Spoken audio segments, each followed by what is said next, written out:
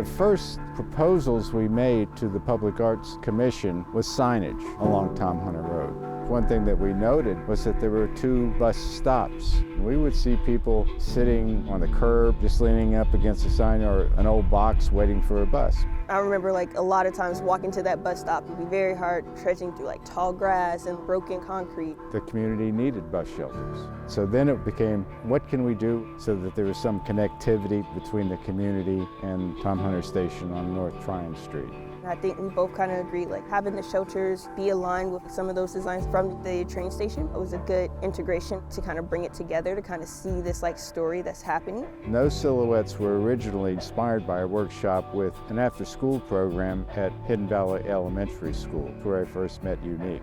I acknowledge our differences, of course, but then also it's just he's become my mentor over these years, right?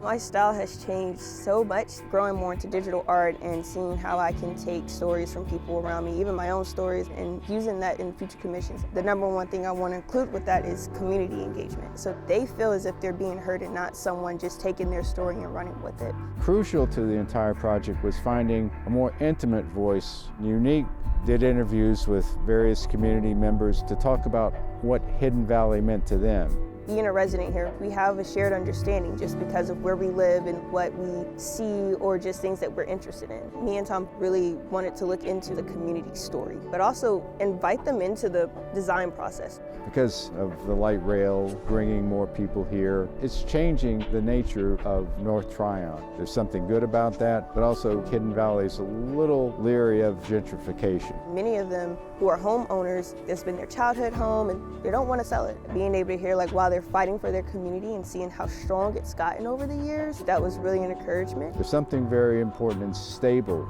about this community. I hope there'll become a balance there. Words definitely hold a level of power. The more you say something, the more you believe it, and the more you want to work towards it. The words that me and Tom selected, home, this is what strengthens us, this is where we belong, it's something that we love, we care about. So being able to have these words as a testament, it's just yeah, I want my community to stand for these things. New people who moved in, they can see okay, this is what this community is about. How do I get involved with that? Once we had the concepts, the wording that we wanted, and being in communication with Tom about budget, the waiting process, the installation process, and understanding those different elements, it's been super helpful. I'm glad that I started this going into college and then ended up finishing right when I graduated. It's a full circle.